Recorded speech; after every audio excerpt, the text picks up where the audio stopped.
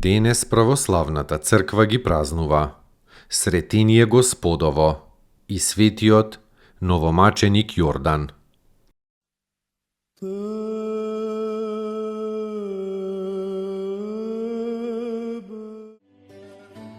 Сретение Господово. Во 40-тиот ден по рождеството, Пресвета Дева го донела својот божествен син во Ерусалимскиот храм, согласно законот да му го посвети на Бога и себе си да се исчисти. И иако ни едното ни другото не било потребно, сепак законодавецот не сака никако да се огреши со својот закон, кој он го беше дал преку својот слуга и пророк Мојсей. Во тоа време, чреда во храмот држел првосвештеникот Захари, таткото на светиот Јован Претеча. Тој ја ставил Дева Марија не на местото за жени, туку на местото за девојки во храмот. Во таа прилика во храмот се појавиле две чудни личности: старецот Симеон и вдовицата Ана, ќерката на Фануил. Праведниот старец го зел во своите раце Месијата и рекол: сега го отпушташ својот слуга со мир, владико, зашто очите мои го видоа спасението твое. Симеон уште рекол за Христа младенецот: еве, овој лежи за паѓање и подигнување на мнозина во Израилот. Ана пак, која од младоста му служела на Бога во храмот со пост и молитва, го познала Месијата, па го прославила Бога и им објавила на ерусалимците за доаѓањето на долгоочекуваниот. А фарисеите што биле присутни во храмот, кои виделе и слушнале се, почнале да се гневат на Захарија што ја ставил Дева Марија на местото за девојки. Тоа му го кажале на царот Ирод, уверен дека тоа е новиот цар за кого мудреците од исток му говореле. Ирод брзо испратил да го убијат Исуса. Но во меѓувреме божественото семејство веќе се оддалечило од градот и се упатило во Египет по упатството на ангелот Божји. Денот на сретението е празнуван од самиот почеток, но торжественото празнување на овој ден е востановено особено во 544 година во времето на царот Јустинијан. Елици во Христа крестисте ся, во Христа облекосте ся.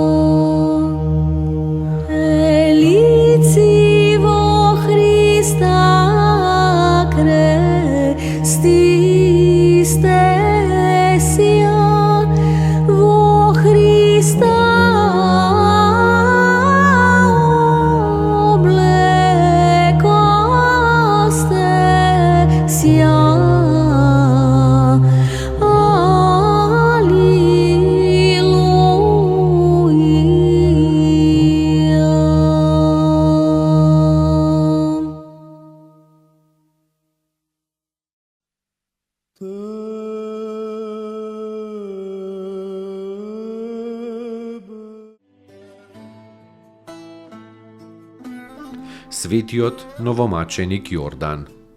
Родум е од трапезунд, по занимање казанџија.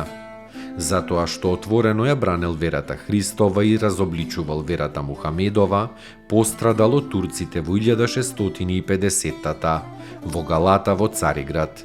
Исто така пострадал и монахот Гаврил, канонархот на Великата црква во Цариград во 1672 година.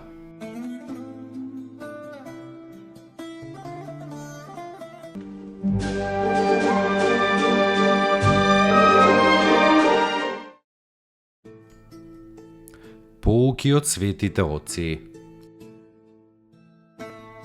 Човекот што ја познал мерата на својата немоќ, стигнал до состојба на совршено смирение и познавање на Бога. Зашто постојано поттикнуван кон благодарење на Бога, тој непрестајно постанува се побогат со божествени дарови. Срцето кое постојано благодари, постојано прима се поголема благодат. На благодата и претходи смирението, како што на искушението му претходи надменоста, гордоста. Ава Исак.